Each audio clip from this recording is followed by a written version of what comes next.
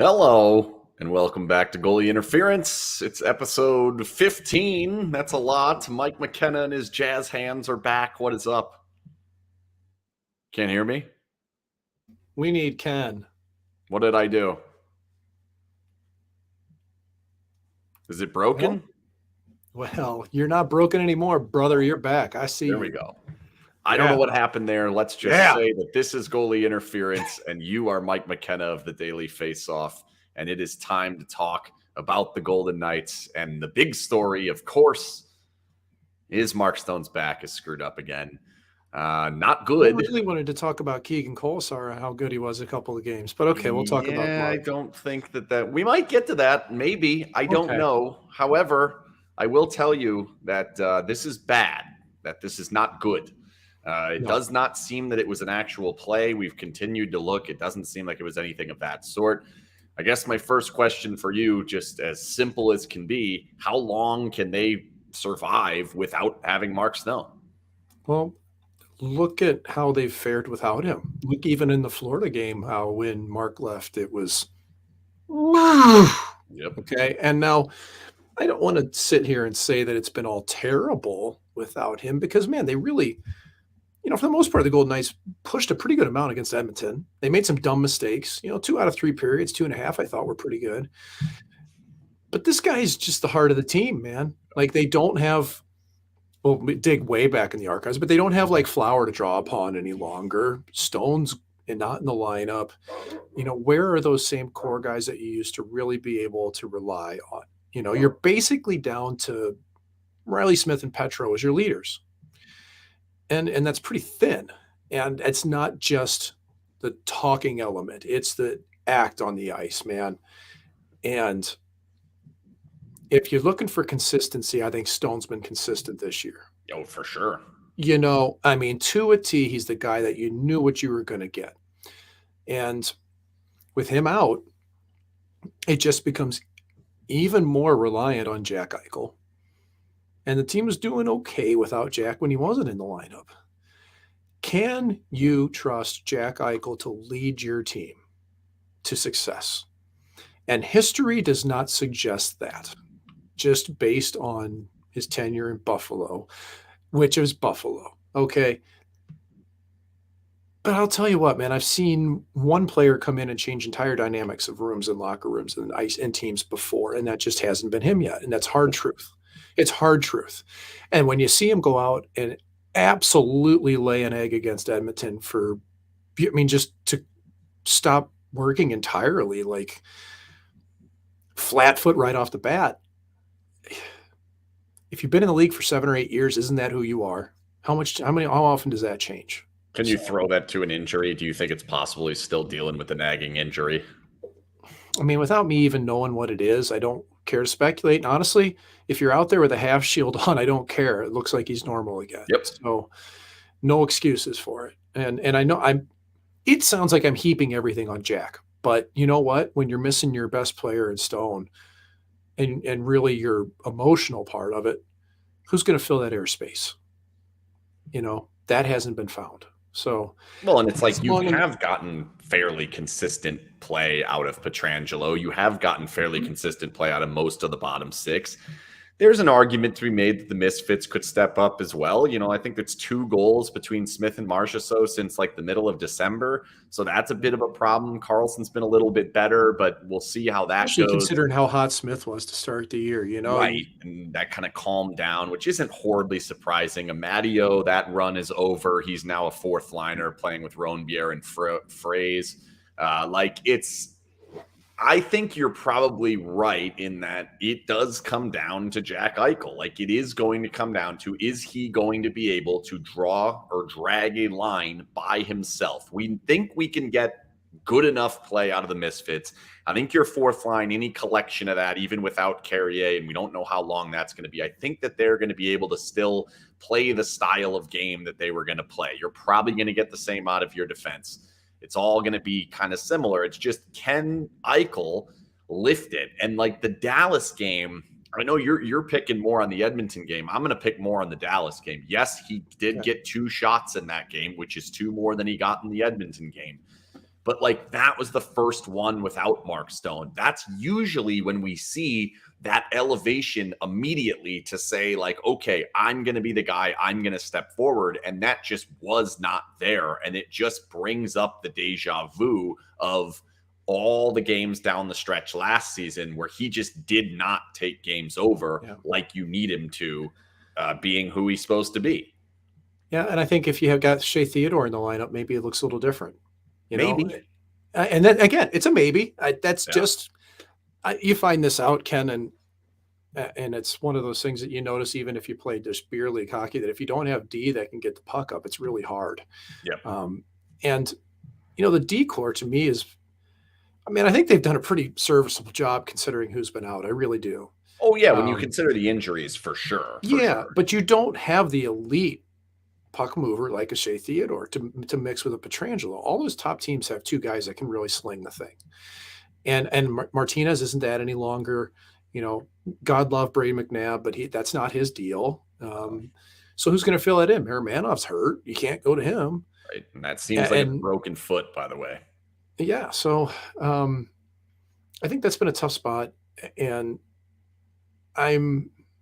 I guess really, dude, I'm nervous right now. If we want to just be blunt, you look at the standings out in the Pacific and in the Western Conference, man. Team's coming. Edmonton is going to finish in the top 2 in the Pacific. I'll say that right now. Wow. Not sure I'd go that far, but I think they're going to be among the group that can potentially be pushing for a playoff spot. They're going to finish in the top 2. Now, I need you to mark that down so you can tell me how absolutely stupid that comment was and how wrong I was, because I do sometimes revel in that, just being like, well, that was dumb. I picked the Jets to win the cup last year. I think I was off by a season. They just needed Rick Bowness. I don't think they're going to win the cup this year either. But no, that's okay. I don't think so either. But just look how tight the Pacific is right now, man. And you don't have the games in hand anymore, right? Everybody's kind of catching up to Los Angeles, and those teams are all right together. And Edmonton's they're 3 points back. They're right there. They're right there, man. And even Calgary to me is probably a little more dangerous than people think, because I think they'll be able to add at the deadline too. So you've also got Nashville, Colorado, and St. Louis lurking. By the way, let me, because we did this on the podcast not too long ago, let me read Edmonton's upcoming schedule. Tomorrow, Tampa Bay at home, then at Vancouver, Columbus, Chicago, Detroit, Philadelphia, Ottawa, Montreal, Detroit, New York, Colorado, Philly, and then Pittsburgh and Columbus again. See why I'm saying this? There are 6 wins that are like highly probable in that, where you look at the Golden Knights and like, okay, Detroit's probably a winnable game. Arizona's certainly a winnable game. Anaheim at home, San Jose at home, Chicago on the road. Like there's a few in there, but they've got New York, New Jersey, Washington, Minnesota, Nashville, Tampa, Calgary, Dallas, Colorado, Carolina, New Jersey. Like it's no joke. Actually, what's interesting is if you go on Tankathon's website, it's a bigger in football than hockey, but they have it's effectively a strength of schedule. Basically what they do is they rate the teams in the strength of how good the teams are. And unsurprisingly, the Western Conference has most of the teams in the bottom half, and the Eastern Conference has a lot of the teams in the top half. There are only 2 teams in the entire Western Conference with a harder schedule the rest of the way than the Golden Knights. So these teams are going to start catching up a bit. But I do think the Golden Knights can play a lot better than this. And I do think that this like malaise, which is the term that Cassidy used recently, is something that every single team's going to go through. We don't want to go too overboard about the fact that like they did not play all that well in a game that was seemingly fairly important. They were as banged up. Dallas played a great game. The Golden Knights didn't. Looked like a bad game. You've got 6 games before the break. Reasonably, do you think they need 4? Like, is 3 going to be enough if you go into the break having 6 more points than you're at right now in 6 games? Like, is that enough? I don't think so. I think you need 4. I think from here on out, so you got to win 2/3 of your games. Right. If they're at 58 points and they've got, let's see how many games have we got left? 37 games. Yeah. You got to get 2/3 of them. It's going to take 97 points, 96, 97, 98 points to get in. It seems like plus 37 is 95, by the way. So if you're exactly a point per game from here, you're out. Right. And I mean, I don't mean to sound completely alarmist here, but there is a thought process in my mind that they could end up in trouble really quick here. Mhm. They really could. And I think that the structure that they have should keep them in games more often. Like the Dallas game that was an outlier for the season, right? They haven't Yeah. been run out of a building all year. And what's crazy is like I don't think they truly got like run out of the building. Like I think Style of play wise, yes. Score wise, yes, no. Yeah. but they were, one or two floaters away Yeah, from still for sure. being really in that game if they For would have sure. got one goal. You know what I Carlson's mean? puck on the goal line. They kind of jab at it. It Yeah. doesn't go in. If that one goes in, it's 2-1. Maybe you're looking at a slightly different game. Yeah. How on earth did that puck not go in, I by have the no way? idea. Twice. I've lived that. That had to go in every time on me. Yeah. So, again, like I hate to sound alarmist. It's just that Pacific Division and the whole wild card deal is just, I think it's going to be tight at the end. And Well, Colorado's coming eventually, you would have to think. Like, if Colorado doesn't make the playoffs, that's going to be a huge benefit for Vegas. But at this point, you've got to assume they're going to be pushing 95, 90, 98, 100. They got work to do. They should be. But They got work to they're do. missing. Georgiev hasn't been great lately. It's just, it makes me a little bit pause for concern, at least. I'll say that. And if Vegas can't figure out what they're doing at home, there's just no way around it. Like this homestand was not good. You lost some and bodies, you it's not lost some done yet, games. and it's possible they lose them both. Like, I think Detroit's a pretty good matchup. I think they're going to end up beating Detroit. I think 5-3, 5-2, something like that. Like, I expect it to be a pretty wide open game. I think off the rush, Eichel will have a much better game. I'm expecting them to be better. Washington, I think the opposite. I think that's going to be a grind, and that's going to be an awfully difficult game. I don't expect them to get either guy back. So then that brings me to the next point, which is about the trade deadline. And like, do we start looking down that path? But before you answer that, I'm going to tell you that goalie interference is brought to you by the Jimerson Law Firm. The Jimerson Law Firm was one of Las Vegas's preeminent law firms specializing in high-stakes business, civil, and family litigation. When winning matters, need more of it. 15, 13, and 2 is not enough winning for the Jimerson Law Firm. We need more winning, Golden Knights. When winning matters, seek out the Jimerson Law Firm. The deadline is, what is it, March 11th, something like that? I'd have to pull up the exact date. We're not less that than 2 close. months away. Right. We're effectively 2 months away. There's plenty of time. There's 20 games left in the season when you get to the deadline. The Golden Knights currently have 37. So with 17 games prior to the deadline, how long do you go, or do you not? Because I'm going to make the argument that you might want to actually be a seller here. How long do you wait before you say, you know what, we need to just pull this move off? Whatever we were planning on doing 17 games from now, let's do it now. Are they in that position? Well, the hard part is that if you do it now, you're going to probably pay a premium for whoever you're going to go out and get. And they did that once before. Alec Martinez is the best example of that. They did it a little bit earlier. They paid a little bit of a premium that fit perfectly. It worked out. And that was a great trade. Yep.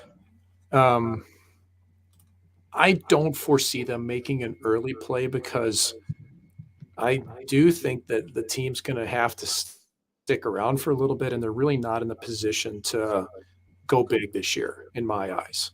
I mean, there's rumblings of who they could put. Like, if Mark Stone is out, you're going to have a lot of cap space to play with. But do you want to actually use it? That's the question. Well, I'm not sure the answer is yes. To me, if I'm looking objectively at how this team has operated, the answer will be yes. Well, but that's how they operate, and should they operate that way? Like, I think you were on the same page with me about the Eichel deal, right? That was not a good deal. That was not a deal they should have made, right? I was in the same boat on that. Honestly, I didn't think that going after Pietrangelo I didn't think Pietrangelo and Eichel was the right play at the time. And here's the thing. I love Pietrangelo. It's been great. I just didn't feel like what they gave up in a lot of different ways made sense for that. That's not the player, you know. The Eichel deal, straight up, I wouldn't have done it, period, because that's a player who still doesn't know how to win. Okay. I mean, he's freaking out in the Edmonton game, right? Like, you gotta hold it together, dude. And you have to show some leadership. No, whether you like it or not. You've been a previous captain and you're on this team now for a year and a half. You got to show that. You can't be that emotional. But I mean, I think that if you're the Golden Knights, it's probably their target. I would have to think it'd be defense, considering how many people have been out. Lockdown defense, but has that pivoted, right? Like, we don't have a clue what Stone's battling. We have no idea. They may not either. Right. Because, I mean, we're, Dr. Frank Saravalli, my coworker at Daily Faceoff, reported on her Daily Faceoff show yesterday that Mark Stone is a back injury. Again, it's believed to be a back injury, but, there's not really a knowledge on real time frame with it. And I mean, I don't know. It's unless we're in there, we don't know. But you're not going to win a Stanley Cup without replacing that type of player. And this team is here to win a Stanley Cup. Who are you going to go get? Can you? You're going to get something. Can you replace that type of player? Like, we understand the effect that he has on this team. He is the captain. You're not buying another captain. Like, that's not going to happen.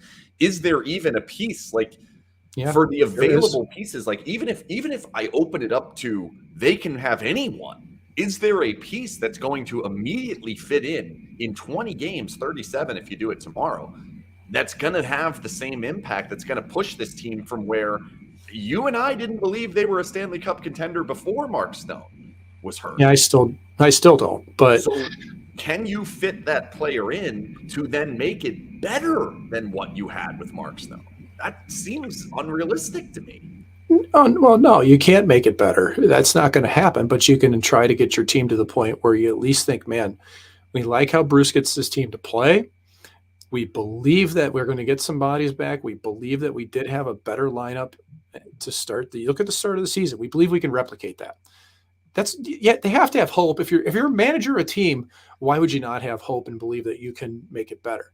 I got a couple names. I mean, people are going to instantly look, if there's that much cap space to look at, you're going to say, oh, Patrick Kane, boom, bring him to town. Yep. Taves, Bo Horvat, Tarasenko. Patrick Kane is not. There's a thought that he might be battling something injury-wise, and that might not be a great idea.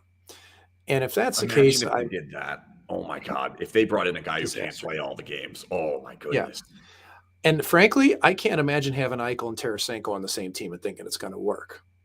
I think you got, a couple moody players in some ways, but the one that I like, Horvat's not going to go to Vegas.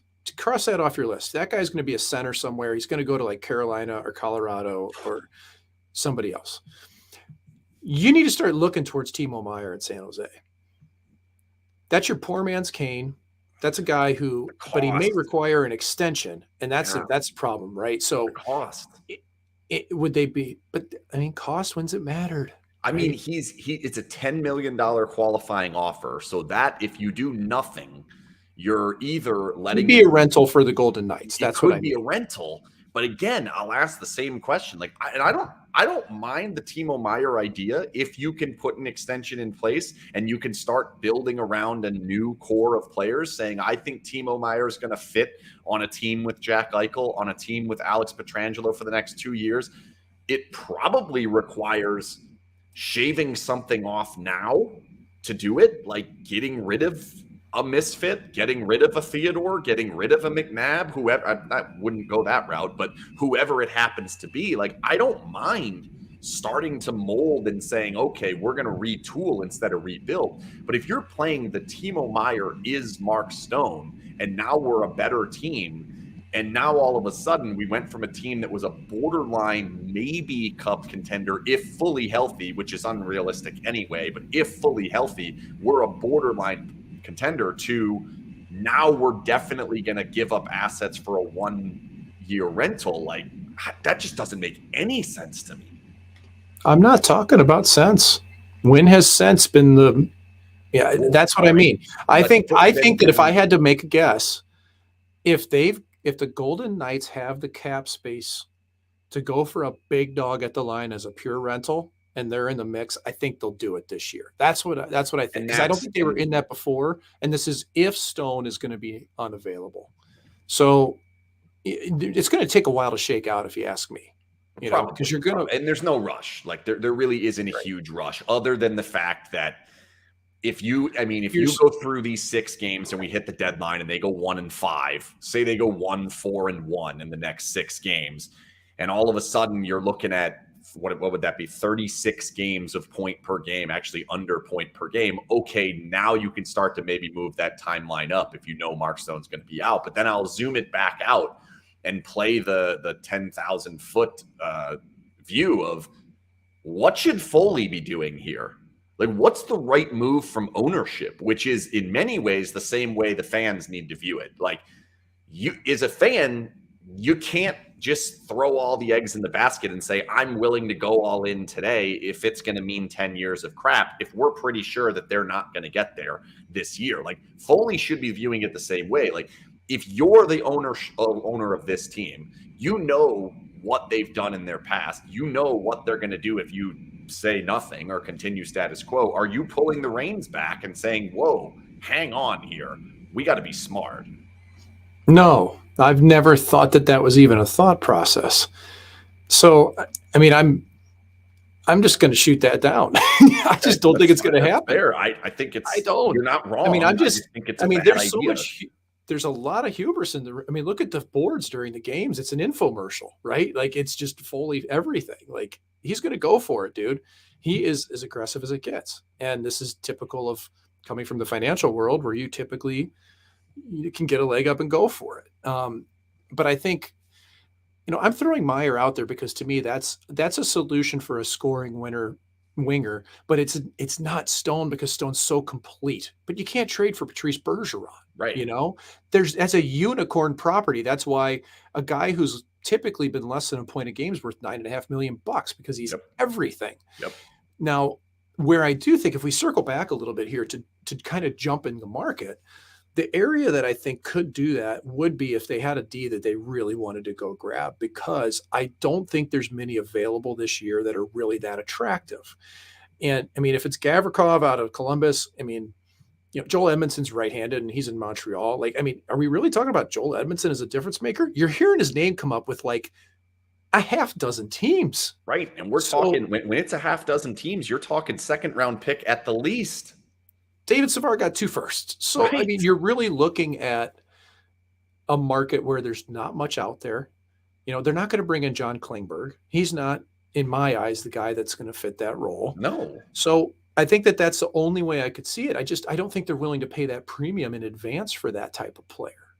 I'd be surprised. I would be as a manager. I think that they have enough sense to not just throw out, a couple firsts and try to jump a market on someone like Gavrikov. In my eyes, that's what I can't imagine. Now, if you're telling me they're getting fully healthy Mark Stone, they're getting fully healthy Jack Eichel, who's going to play at the point per game level and hopefully improve on how he's been playing, and they're going to find a way to be able to make it through the rest of regular season wouldn't even matter at that point. Make it through the postseason with Stone, Pietrangelo, and like Theodore, Eichel, all of them healthy the entire way. I wouldn't mind throwing a 1st round pick at Gavrikov. Like, I don't mind that. What's going to cost? I think at some point, and we had this discussion last year, we're having it again this year. How realistic is health? I just don't know that you ever go from one of the most injured teams in the league to the healthiest team in the league. And yes, you can look at the 15 games and be pumped about how good they were in the 15 games. They were one of the only teams through the 15 games that rolled out the same lines all 15 games. It's not going to happen in the playoffs. The beginning of the season is not as physical. It's not as grinding and taxing, whatever you want to call it. Like, the playoffs are games every other night with travel against the same players that want to hurt you. Like, this team is unlikely to stay healthy. And if that's the case, what should the plan be? To me, it cannot be diving headfirst in again. Well, if you're suggesting to punt here, I am. Let me just ask you what you think. Like, in your eyes, if you're punting, are you trying to gain picks? Are you selling? Are you holding pat? What would you think the best course would be? Because I want to say this is all. I do not think this will happen, but I want to hear you out. Yeah. I want to hear what you think would be the proper course. So here's kind of the way I think you can go about it. I think it's a it's not a full punt in which like you're basically taking all your players, white flagging and saying everything must go. I don't think they're in that position. It's a combination of what would be 3 windows. This deadline, the offseason, the following deadline, and your goal is to be right back in Stanley Cup contention by the beginning of the following year. So not next year, but the year after. So what would that be? 24, 25. You start looking at, in this particular window, doesn't matter what you get, picks, prospects, assets, cap space, whatever it happens to be, you have to find a way to build the portfolio back up of we have room to make moves moving forward. Then utilize free agency this year, utilize free agency the following year, utilize the deadline again coming up next season, and you find a way to build a team around Eichel, Pietrangelo, and if it's a healthy Stone, cool. If it's not, you got to find a replacement. I think you can do that in free agency in this offseason, and you start to build a team that fits Bruce Cassidy. I think you play defensive, like other than Eichel, who is now on your team, can't really do anything about that. I think you can build a team that's going to be a little bit more defensive, a little bit more of a fit, and you can start pairing off some of these pieces that have been around for a while. And it's just an accumulation of assets and then fill things in moving forward. Deal with the draft. I don't think the draft's going to make a difference anyway. You're not going to have enough players there. And then it's sell off all of this to go for it again in 2 years. Who can you sell? Carlson, Marchessault, Smith, Theodore, Martinez potentially. Would somebody take Thompson? They're not trading Thompson. Why not? If they get a second round pick, value contract, a second, you'd want 3 first. You'd want 3 firsts for Thompson. I mean, he's the 34th best goalie in the league. What number are you looking at? You know what the number that you know what number you know what number GMs look at? They look at wins and they look at save percentage.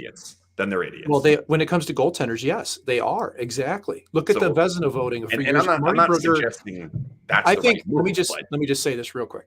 I think Marty Brodeur is the greatest goaltender of all time. Full stop. But Marty Brodeur won a lot more Vezinas than he should have because he was Marty Brodeur. He won a lot of games.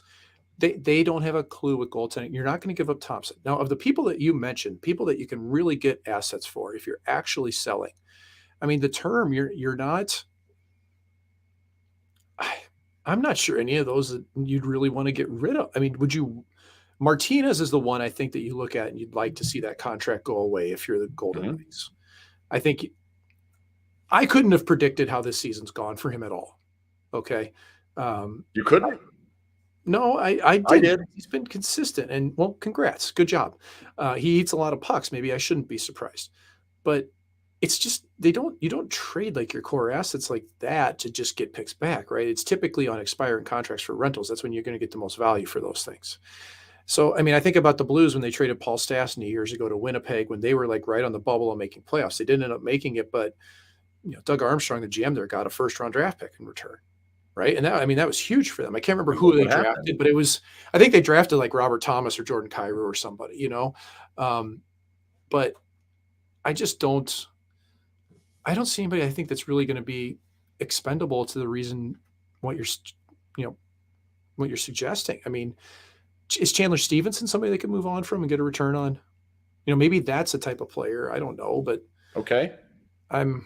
I don't know. I mean, I think we're spitballing. I just don't expect it to happen. I think they're going to stay. I don't expect it to happen either. I'm 100. I completely agree with you. I don't expect it to happen. However, I also don't understand how you're trading for Jack Eichel and having a 25-year-old, a 30-year-old, and a 32-year-old or whatever it is between the 3 players making 40% of your salary and expecting that to win. It didn't make sense to me in the first place. So how you fix it. Like I like Jim Rutherford's line of like, I came in here and thought I had to do minor surgery. It turns out it's major surgery. I think major surgery is necessary to help this team win because the tricky part is I'm talking win the cup.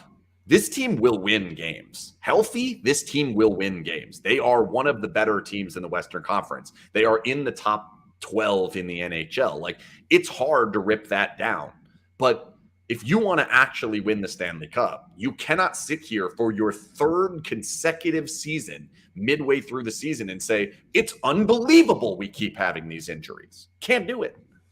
So you're right about that, but let me at least give one warning shot to just splitting things up.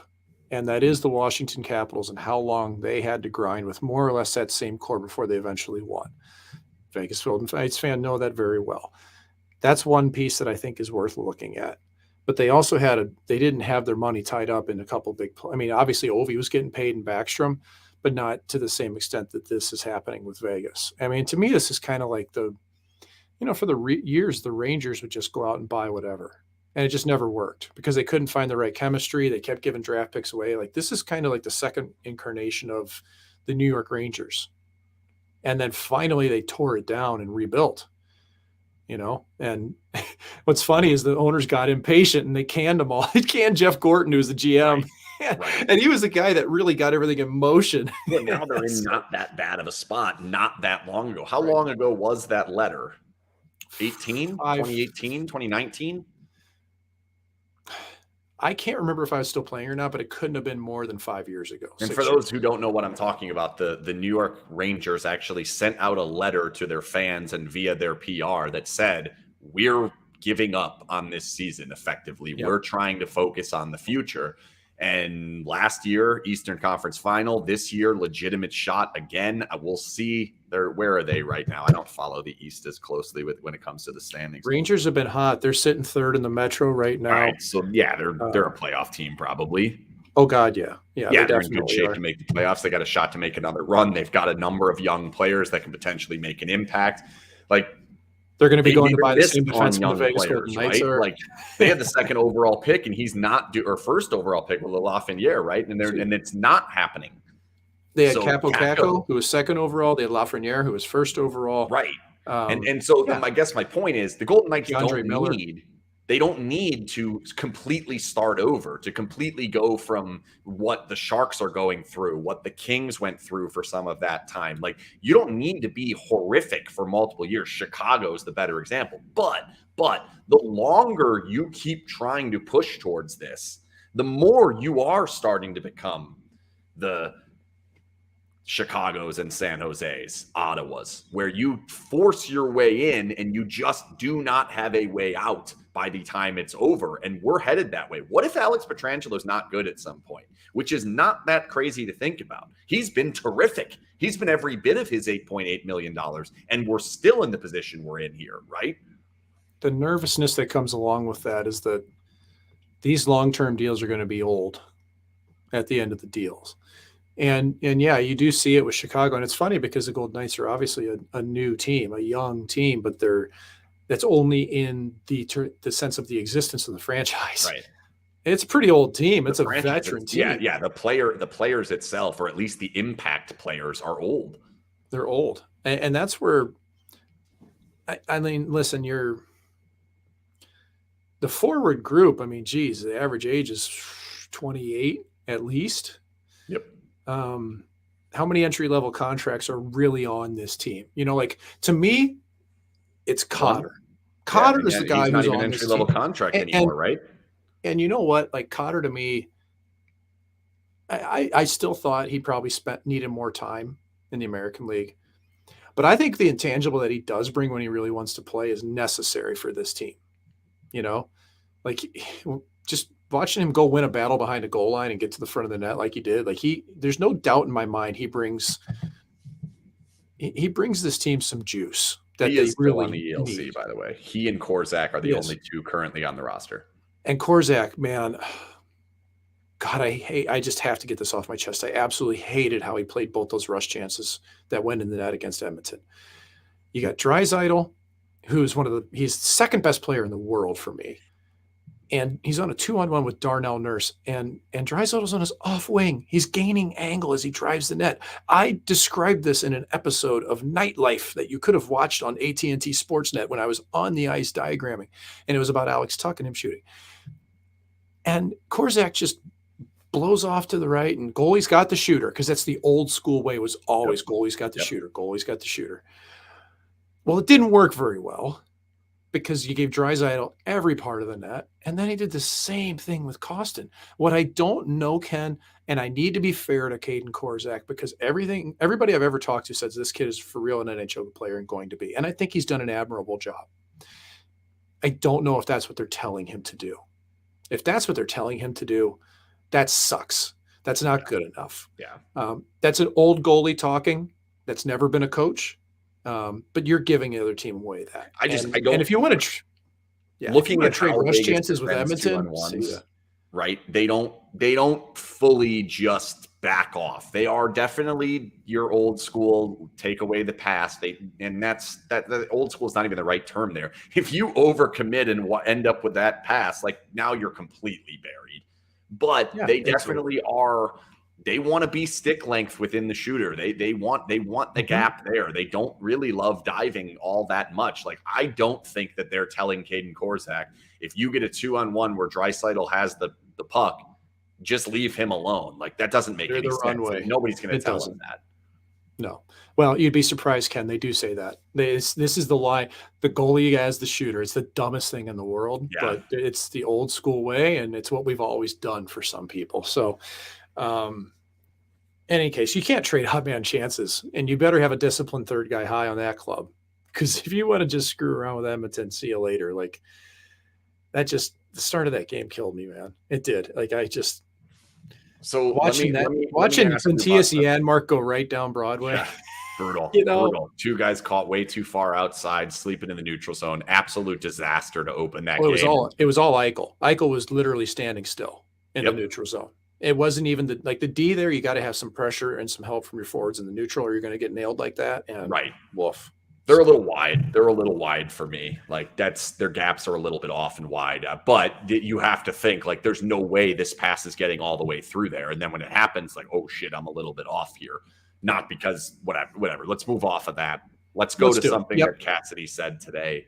That he mentioned that Dallas played the type of game that they need to play. They're getting in front. They're not necessarily doing anything special, but getting to the interior, playing a style of game the Golden Knights haven't done all that well against. I asked, how much more comfortable is your team in a rush game than that style of game? And he said, well, about 2/3 of the league are more comfortable playing rush games. I would agree with that. However, the 2/3 of the league that are more comfortable playing rush games are not probably the 2/3 of the league that are going to win the Stanley Cup.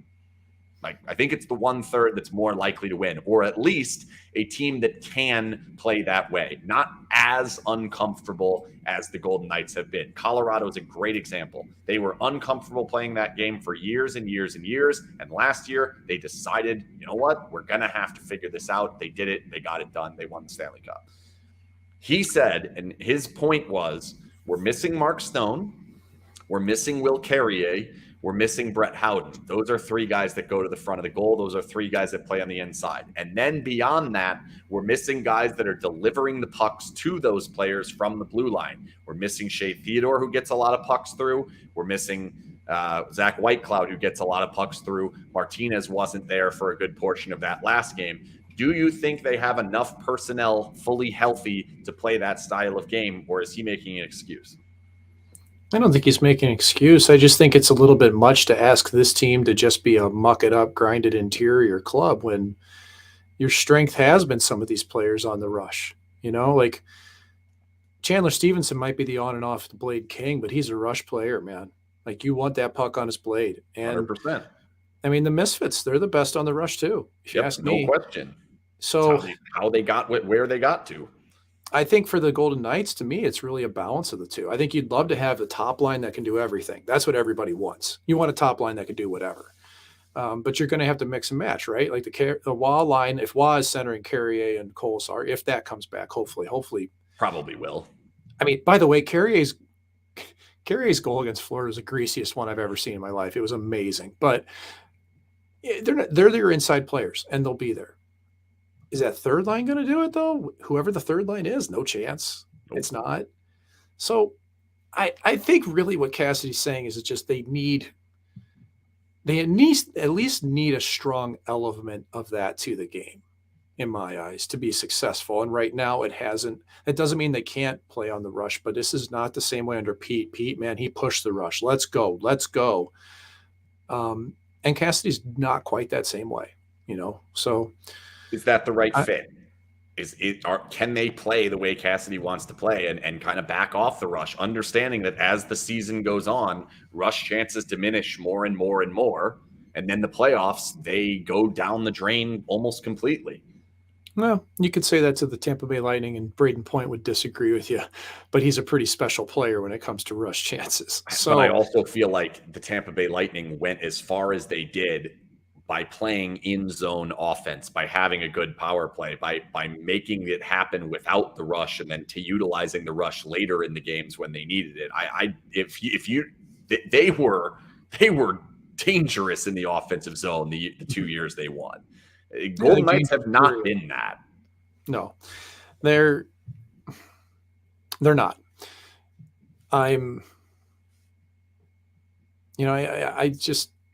was kind of surprised to hear him start talking about getting to the inside. It just caught me a little bit off guard, I guess, really, because I didn't expect that to really be the answer of what the team needs to do. Because to me, it just means we got to go grind some goals out and get absolutely greasy. And I don't disagree with that, but I don't know, like you say, Phil's not doing that. We haven't mentioned him yet, but it's not going to happen there.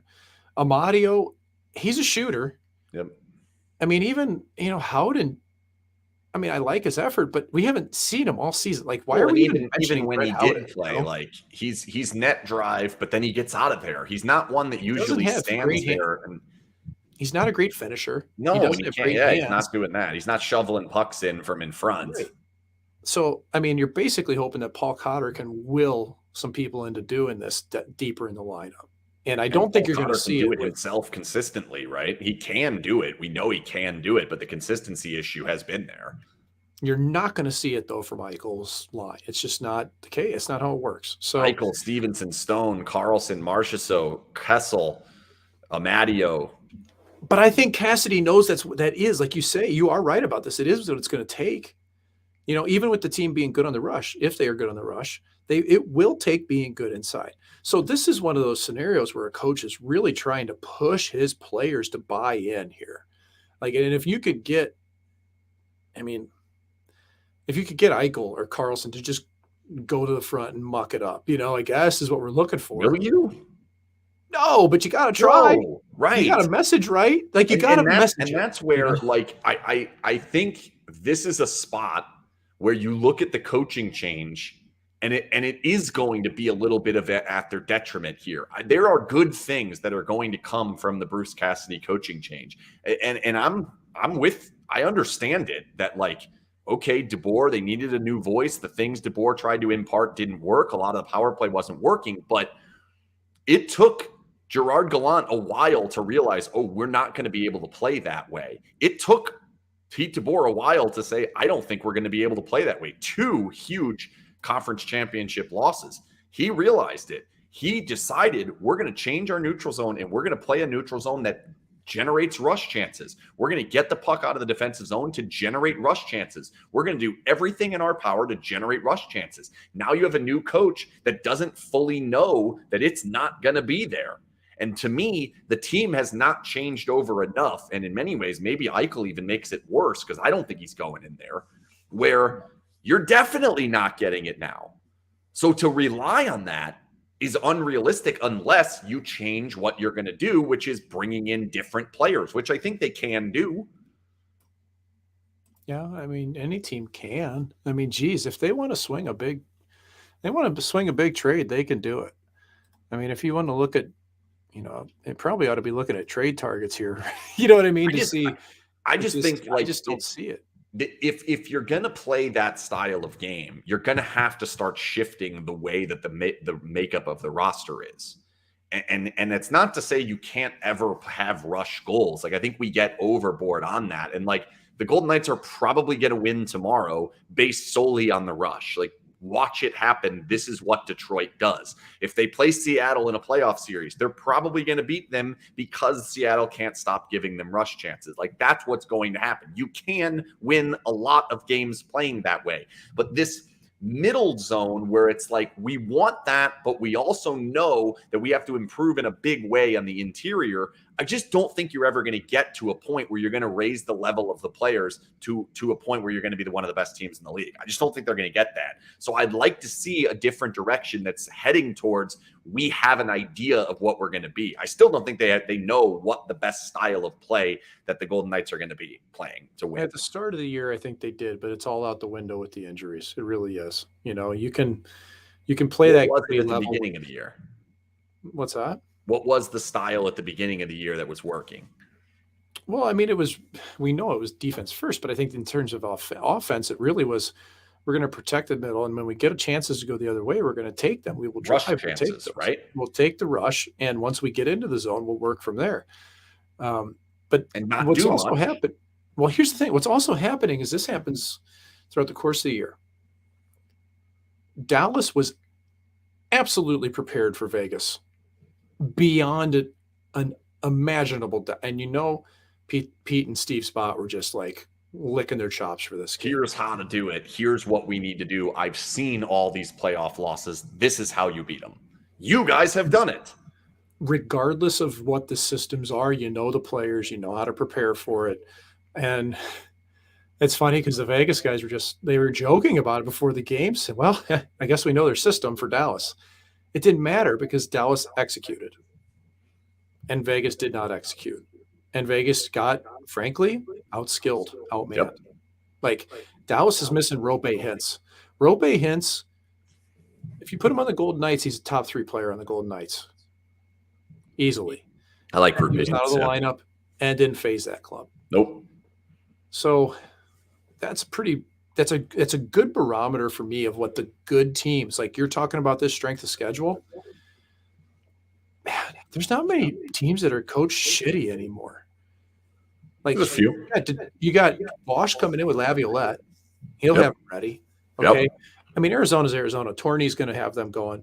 I'm really, really curious to see that Jersey game coming up. Because that game to me could be wide open for all we know, or Jersey could just dance around with the puck the whole game. That's the one I want to see. Because to me, I don't think Lindy Ruff is the most structured coach in the world. I think right now the Devils really rely on this massive amount of skill set and skating ability that they have. But then you got Turk coming in, or are going out to see Turk. He'll know. Yep, he'll know how to do it. He'll be aware. And he's done it before. They've had their stretches against the Rangers where they've struggled. But watch him against the Islanders. That's if there's any game that they're going to have to grind out. I can guarantee the rush game won't be there against the Islanders. And I can guarantee that Ilya Sorokin, if he's the guy that's playing, I haven't looked at the matchup on it, but Varlamov's not far off of Sorokin. If you're going to beat that guy or those guys, you got to get to the front, period. You just have to. And on the second game of a back-to-back. The last game before the break. Yeah. When you're like, you got your flight to Bermuda the next day out of JFK on Sunday. I mean, that game, that it's really the Jersey and the Islanders game for me coming up that are just going to be. Which means you've got to find a way to take care of business tomorrow night against Detroit. You have to find a way to make sure you don't blow that second night of a back-to-back with travel heading to Arizona in that wacky arena that they've never been in. I think that's not the easiest game in the world. Like they could lose that game. I don't think they're going to, but they could. Let's bring Jason up because I want to ask you about the article we published yesterday from you.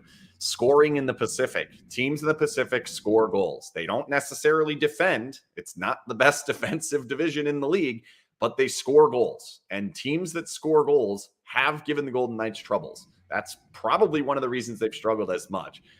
Do you think that it's like something the Golden Knights cannot overcome, or is it just like it hasn't been going that well to this point?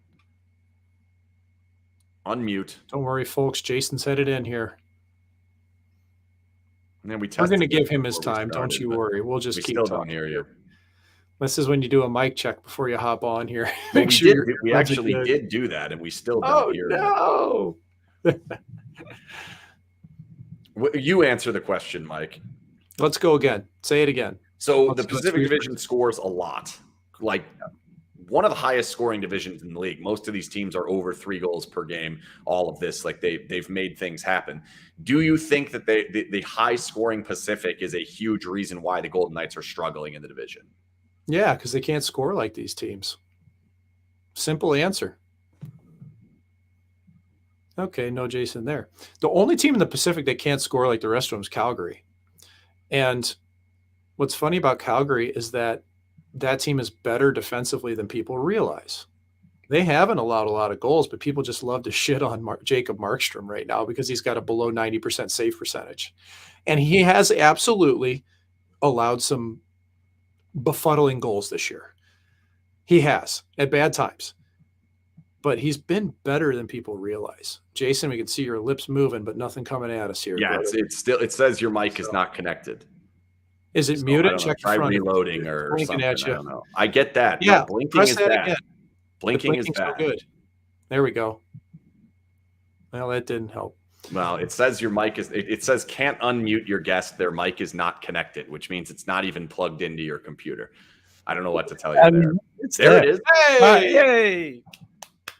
Folks, we got him. All right, you answer the question. I was going to say real quick to Mike's point there. I mean, Markstrom's in a funk. I mean, he's a guy that I believe in, and eventually down the line, or you know, when it comes to clutch games that they really need, I think I would rely on him over, you know, some of the Golden Knights goaltenders at the moment. Yeah. And then the other thing is back to the Pacific. They're not averaging 4 goals a game. I mean, they're not going to beat Seattle 5-4. I just don't see it. And the end of the year, those 2 games against Seattle could be for placement, right? And I don't know if they're on a back-to-back, but or even making it, period. It's a home and home. Could be. I mean, you talk about pressure packed. And then they got the Kings before that, and they have the Predators, Wild, and Wild on a back-to-back as well. And so Dallas. That stretch there is you know, a little bit concerning, but yeah, I think that this year the Pacific is known for its scoring. I mean, like you said, Mike, maybe Calgary isn't up there, and obviously Anaheim, but you know, you're seeing it from Seattle. This is something that I think Vegas would struggle in a 7-game series of trying to match Seattle's goals per game. Edmonton, I don't think they can match their goals per game in a series. Vancouver. Now, this isn't a series, but I'm even looking at teams here. Like, even that team's scoring, right? Like, Vancouver scored more goals than the Golden Knights. They've played less games. So if you want a barometer of what the Golden Knights need to get up to, if you can. And the thing is, it's not just, you know, Seattle and these teams scoring on everybody else. When they play the Golden Knights, the score is like 6.5, 7 goals a game. And I don't know if Vegas would succeed if that's the type of game that they have to play in their division. Can the Golden Knights get back to defending at the same level that they did at the beginning of the year? Because it does seem like if that's not the case, your goaltending is not going to be a strength. If it's the case, your goaltending is going to be fine. But if they can't, they're not going to have high-end goaltending. I don't think they can get back to the same level as the start of the year. I think that the league at this stage knows what to expect from them. There's always an element of surprise at the beginning. And the teams that are scoring 7 goals at the start, the teams that were allowing 1, you come back right to the middle. I do think they can I think they can be better, obviously, defensively. Yes, they can for sure, especially with a full lineup. But I don't think you're going to be sub 2 goals against, even if you've got your full lineup and you're playing your best. And I think part of that's having goalies, part of that's having a goalie people haven't seen a lot, Thompson, right? Like, you know, even Thompson's numbers have come back down to earth quite a lot recently because you kind of have a book on them. Like, this is a natural progression for goalies. Like, you come in gangbusters, and you might have regression for a while, and then you kind of build back up and find out how it works, and or you don't adjust, or you Steve Mason it. Yeah, right. It can happen. But what about Martin Jones? Do you still have a concern if you play him? I mean, should Seattle play him against the Golden Knights, or is that over with at this point because he's had a good season? Oh, Jones he's the starter for that club. All he's done is win. I think he's 20. He's like 22-5-3. Wouldn't start him against What Vegas. about Vegas? It doesn't matter. It does matter. They're not playing Philip Grubauer. Vegas. No, you got to stop thinking like that. You're thinking in a non-competitor mentality here, brother. That's the way he's played this year. He's going to be the guy. I just don't trust their goaltending. And I hate that because Jones is like I said, he's just been winning Whose nonstop. goaltending do you Like, trust more, Vegas or Seattle? Vegas. Really? I don't know about that. I mean, Why? the way that I don't know about Seattle's they well, okay, I'll lean towards you for sure. Why? I trust half of the is that? Vegas gold. I trust half of the Vegas tandem more than I trust the Seattle tandem. The one kind of- Grubauer, I haven't seen any improvement from. If I had to rank the goaltenders in terms of trust level, it would go Thompson, Jones, Grubauer, Hill. That would be my trust level. And you're not, I mean, have you seen the numbers recently for Thompson? I have. Like, you're And not I've also concerned seen the about numbers fact that, recently like, for Jones. it's, And I've watched Jones a lot too. I've watched them both a lot. And I would always lean towards the goaltender that has had spurts of success and has more like explosive intangible to them than a Jones. Like Jones to me is just a goalie. He's there. He gets it done. He is, this year at least, he's made some saves when he needs to, and he keeps winning. But when the chips are going to be down there, I don't know, because it's been a long time. Is it tough to analyze a goaltender when their team is scoring 5+ goals a game? Big time, right? Because, you know, Jones is kind of in that Grant Fuhr territory where if he can make a big save or two in the third period, he may win a game. But you have to make that big save or two. There's goalies that legitimately do fold the tent when it gets hard. So he's a wild card. Like I had Jones ahead of Thompson in the Vezina. Like I had a top 10 up for a Vezina. Okay. Neither of those guys to me are going to win it by any stretch. But with their win totals and how much they've played, they're both in the top 10, I think, for me when it comes to that. So wait, you have Logan Thompson in the top 10 in Vezina? I had him at 10th because in power rankings, in terms of how general managers vote, especially, he's going to be there. Look at wins. You have to look at wins. Yeah, if you're looking at the Vezina, you have to look at wins. I just don't. But I mean, you do. That's what you have to do. That's if you're trying to predict. In that case, would Ullmark be the favorite right now, or would it be? Ullmark's. Yeah, but Ullmark's right goal save above expected is number 1 in the NHL. Like, yes, he has wins, but he's also winning them games. They're not playing at their best some games, and he wins them games. There are times where he saves numbers and numbers of saves that should not be saved. The Golden Knights are not getting that from Logan Thompson. He was in the top 3 at the beginning of the season. He's now, I just sorted it, 13 games played. If goalies have played 13 games, he's number 39 out of goalies that have played 13 games. But you got to take into the context of it that even goals saved above expected is still weighted towards your team being quality. It's still weighted towards it. I've watched I watch them all, man. It doesn't say that though. The numbers don't say that. The top teams are Boston, Nashville, New York Islanders, Dallas, Winnipeg, New York, Tampa, Minnesota. It's not. They're all there. I'm telling you, it matters. It matters. The quality of your team matters. It helps with that, even with that number. You come back down to earth if your team hasn't played well of late. Look at Karel Vejmelka. Same thing. He's still way high. 9. Great. Yeah, and guess what? He hasn't had a good game in a month. Okay, I'm telling you, you build up stock that's hard to make those numbers move a whole lot. But now Thompson did it. But that's my point. Thompson did it. And then now where can we just let this die? Because the general managers aren't looking at goals saved above expected. They're looking at wins. That's fine. And I had him 10th. I had him 10th. He's not going to win it. All right. Ullmark's going to win it unless he falls off the map. You've got Skin. The only guys that can win this are Ullmark, maybe Hellebuck, and then Sorokin and Saros are the other two. Okay, I'm letting Vezina die. Let's talk about winning playoff games. Helping your team win playoff games. Do the Golden Knights need better goaltending than they've gotten? The answer is unequivocally, yes. They absolutely need better goaltending if they're going to win a Stanley Cup than what they've gotten to this point. Well, especially against the teams. Are they going to get it? You can't guarantee that. I don't know. I mean, is it going to be better? Should they be trading for a goalie? They're not going to trade for a goalie. Let's be honest. They could, but I'd be surprised. Who are you going to get? Who's your goalie that you're going to get? Who's your magic bullet? James Reimer? You're not getting. I mean, Vejmelka has been floated because 2 first-round picks. Vejmelka has been floated. And they But can have is that a time. guarantee? Look at how he's played lately. That's no guarantee. That's no magic bullet. That's still a project.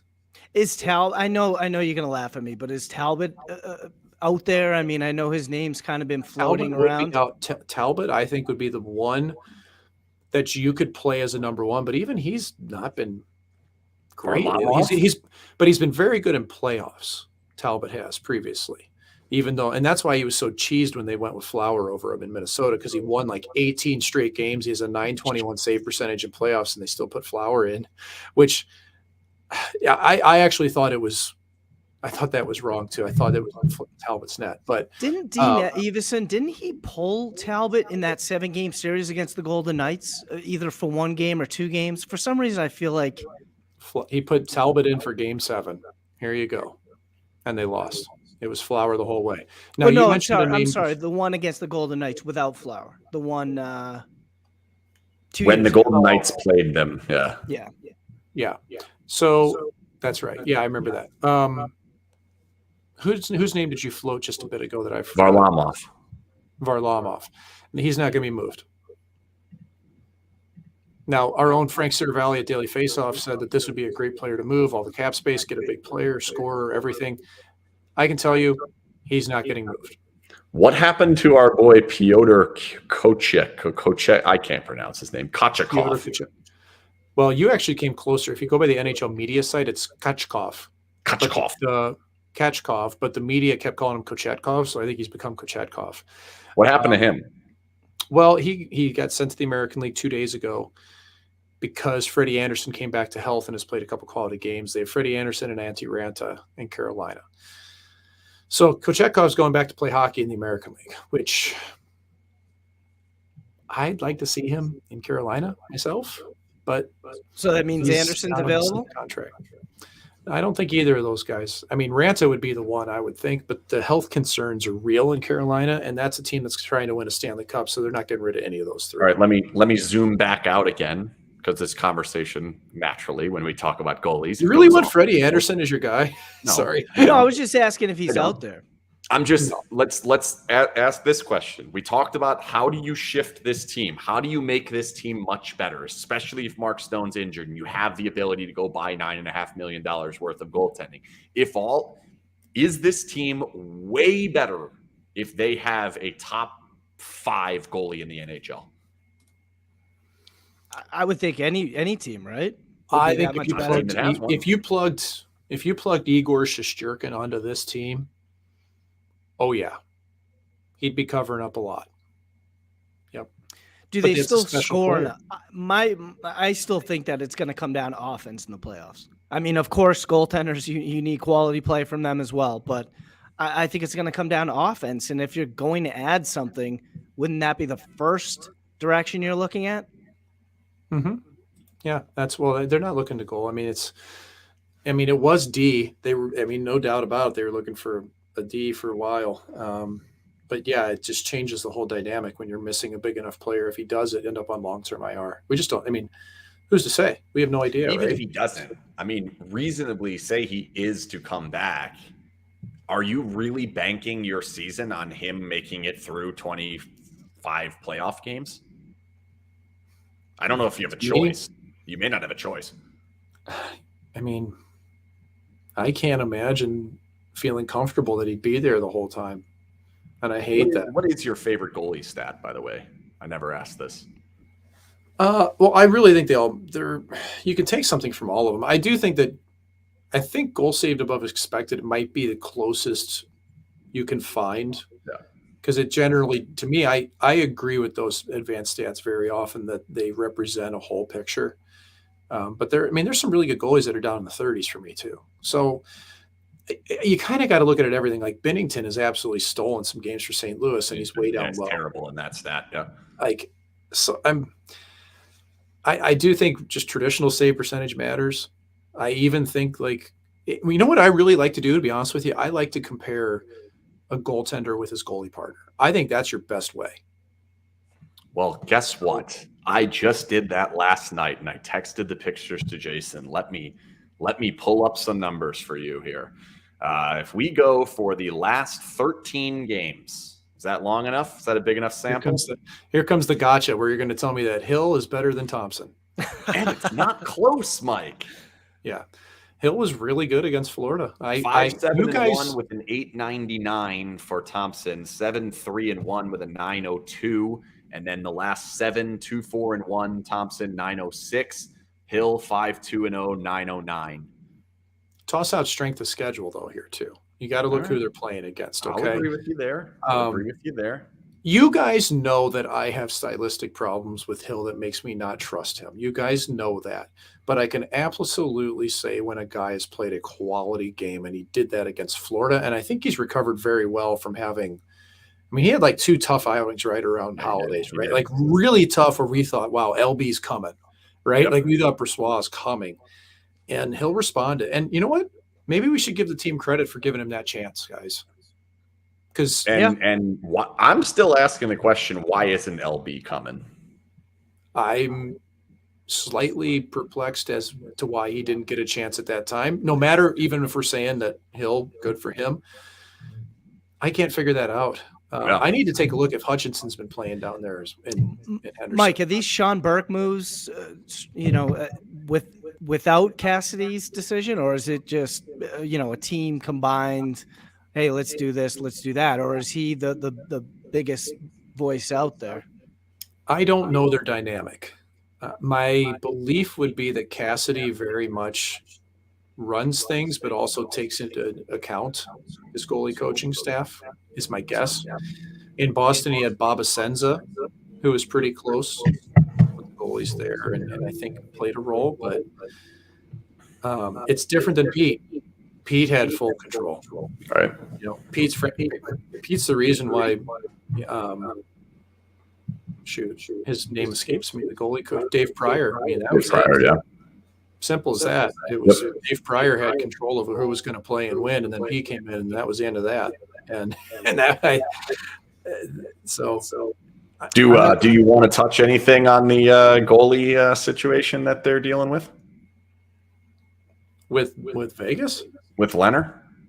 Oh, no, I don't have any comment on that other than we'll save it for the podcast. I just think it's disappointing. The thing that pisses me off more than anything is the company that is setting these loans up. This Sure Sport seems like just a bunch of assholes, and it's disappointing to me that Leonard ends up caught up in that, and nobody was able to kind of help him with that. That somebody comes to him with that loan. Like if you have a good loan agency, they're going to say, maybe that's not the best thing to do. And it just does not seem like he ever got that help. The one thing I'm going to say about all of it is I think this is going to end up helping him on the ice, because that's a lot of stress going through all the different things he went through, different moves, different things. I think taking a little bit of that off once he gets through this bankruptcy, and that's not an issue anymore. I don't know what's going to happen with the snake farm in Missouri, but I think it might help him. If he can come back and be healthy, he's still, to me, their best option. We'll have to see if he can play again coming back from all those injuries. And I don't think that there's a very loving relationship between the Golden Knights and Robin Leonard. It's not. So I will not be visiting the snake farm. It's down the road from me. I'm not going. How far are you from Plato, Missouri? Couple hours. It's in the Ozarks. 2 or 3, yeah. And my interest, and this is funny, my interest in snakes is actually just seeing them in the wild. I have no desire for owning, captive breeding, anything, but there is massive money in that for real. But I don't know. I just hope Robin's okay. That's more than anything else. I hope he's okay. For sure. And he comes through this. That's all I hope for. And really for me. Let's make real some quick. picks. Hold on, real quick. Going back to Stone, right? You guys were wondering if he would be able to make it through 25 games in the postseason, being out after all this time. I would think that the start of this season and how well he played up until the injury is sort of a good sign that with some time off, he can get himself back into a position where he can lead this team. And a surgery. Offensively. Yeah, and surgery. I don't think he's having another surgery, or at least if he is, he ain't playing in 20 games. Yeah, I don't know what to think. I think he can bounce back. I mean, I I have no doubt if he's healthy, he can be. I think last year he was playing so hurt and he was still pretty effective right. until it got delayed, you know? That's one of my biggest concerns is I think there's a possibility that he comes back, is playing hurt, that they say it's as under control as we can make it, but you're going to have to fight through some of this pain, and we're just not going to get the same guy. They need the dominant Mark Stone to get it. I think it's definitely concerning to me that they may not get that fully healthy guy again. Yeah. It's how many back injuries can you have? You know, I am like you were saying, I'm fairly confident he's going to come back and be great for a short period of time. I'm concerned that those short periods of time are going to get smaller and smaller and smaller, and we just saw the longest one. How concerned are you? He was in and out of the lineup last year, and one thing that was definitely missing was leadership. I'm still not convinced that there's a leader on this team quite like Stone. Emotionally, I mean, you guys know I hate when he goes nuts over a goal that they're already up 2 goals. I know you love it. In our text thread, you're always telling me to shut up after I complain, but but no, I mean, because of last year, and I don't know, Mike, maybe you can answer. Maybe Cassidy can help that out a little bit, but last year they were missing leadership, and it's because Stone was gone for so long. So I do worry about that aspect. Yeah, I do too. It's real. It's what I was alluding to early when we started to talk, is that you kind of get left with Smith and Petro as your leaders. A great idea. I just thought of this. It just came to me while you were talking. I got a great idea of how to replace Mark Stone's leadership. Put him as a coach. Well, you can't do that. So it would have been a great idea last year. All right, there are 4 games before we do the next episode of Goalie Interference next Wednesday. Home games against Detroit and Washington. By the way, I should note that Bruce Cassidy specifically said he made his lineup that we're seeing tomorrow specifically for a matchup against Detroit, and it's probably going to change heading into the matchup against Washington. The lineup I'm talking about is Kessel is playing with Stevenson and Eichel on the first line, and then it's Cotter, Wah, Kolazar in the third line, and the fourth line is basically a complete throwaway. Roenbier, Fraze, and I forget who the other. I can't even think of the other player is on there. Amadio. We have Detroit at home, Washington at home, back-to-back, heading to Arizona, New Jersey on the road.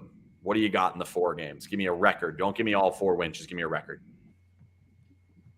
Mike, I'll let you go first. 1-2-1. Ooh, that's not good. I don't feel confident, right? I don't feel good. I have felt very positive for most of this year. I don't feel good about the team right now. That's my gut. I'm just trying to go on gut here. 1-2-1. Okay, that would. I'm going to go 2-2. 2-2-0. Yeah. Okay. I think they get by the Red Wings easily. I think that the diversity of playing at Mullet Arena sometimes can bother a team, but I don't think it will get in the way of the Golden Knights. So, and I do think that Jersey game, I think it's going to be difficult for them. I really do. I think the speed and skill, they're just not going to be able to hang. I'm going 2-1-1. I think they're going to get 5 points out of these 4 games, and I think that they are going to beat the Devils. I'll just throw that one out there. I think they're going to beat New Jersey, and it's going to be like the "here we go, we're back" situation. And then I'm not sure how it's going to go in New York. Are we going to get the Petro? Nobody expected us to win type conversation after the game. Kirby Smart with Georgia type situation. I don't know if we'll get that far. That's you got story time before we go out. Mike, somebody asked you a story on the thread. I don't know if you could see that there. Toughest guy I played with. I see it from Nick Milberger. It's tough to pick the toughest guy I played with because I played with some absolute animals from junior to minor pro to NHL.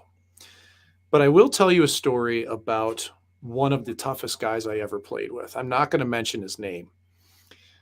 But this guy, he was French-Canadian. He used to talk like this, and he'd look at the other team's roster before every game. And you know how in the press box you got the sheet with the roster, and he'd look at that in the trainer's room.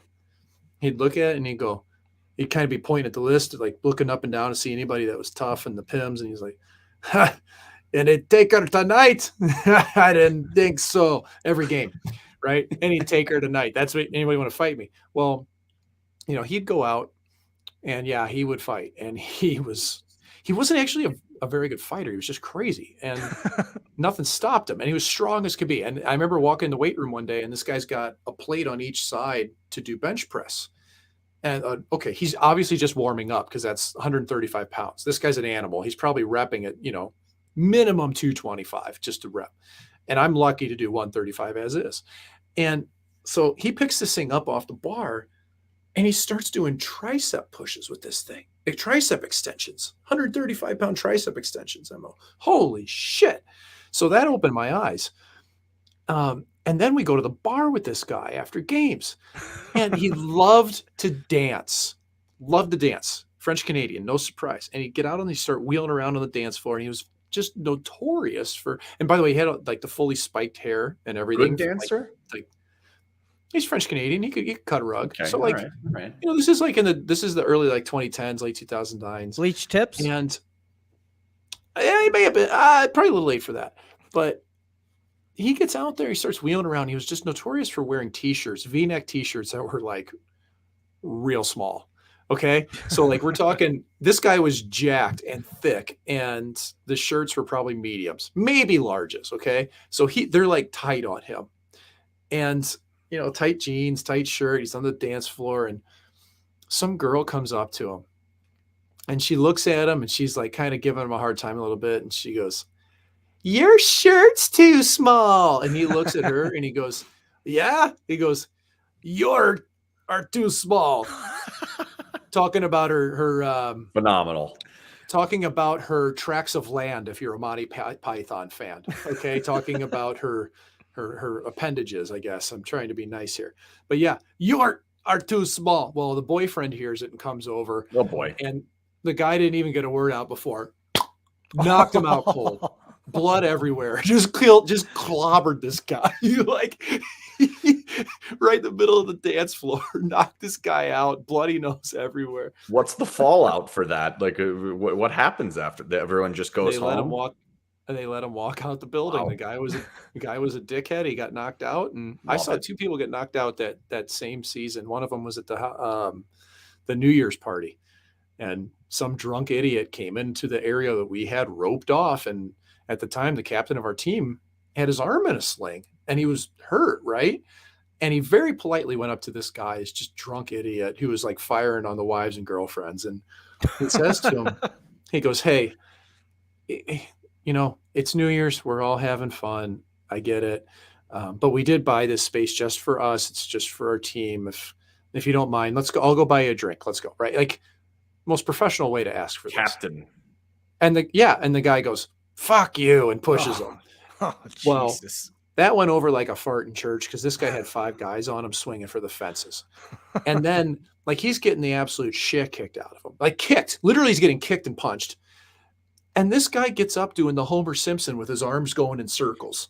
Okay, if you've ever seen that episode of The Simpsons where Homer's arms are just going in circles, you go, "If you get hit, it's your fault."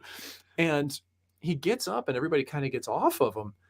And this other teammate of mine this guy was crazy. Like this guy was nuts and tough as could be. He wasn't involved at all. He's standing off to the side. And this guy gets up and my other teammate who was standing next to his wife at the time, crow hops and lasers this guy. Oh boy. And hits him right on the button. Oh, I'm boy. telling you, this guy went down like an oak tree, straight back, right into a railing, cold out. And my teammate looks at me, and my girlfriend at the time, now wife, was right there, and he goes to his knuckles, dusts off his knuckles. One punch. I mean, this guy eventually gets up, and the security people there are like hauling him out, and the guy's still trying to be a dick. And my teammates going, "Get him out of here! I'll kill him myself." He's just screaming, and the security guards are like, "We got it. We know you're upset. We got it. Don't worry. You're not in trouble. We're getting him out." And he's like, "I'm gonna kill him." And I'm just like, okay. Was this upstate New York? Oh yeah. I knew it. And now the show is going to end with you telling us the names of those two people. No. But Did they hit the NHL ice at all? Yes. Oh, they did. So we can Both of find them out did. who it One is. of them a decent amount. Both were tough. And there were definitely some players on that team that are still having thriving NHL careers. So, well, I'll let you guys try to guess who it is. Yeah, we're gonna have to figure this out. You got some homework, guys. Get in our Discord and do the sleuthing as soon as possible. Thanks again to the Jimerson Law Firm for sponsoring every episode of Goalie Interference. We will be back 4 games from now. Very weird. Normally it's only 2 or maybe even 3, but 4 games from now, we'll be back next Wednesday. Jimerson Law Firm will sponsor that show as well. Mike, Jason, good night.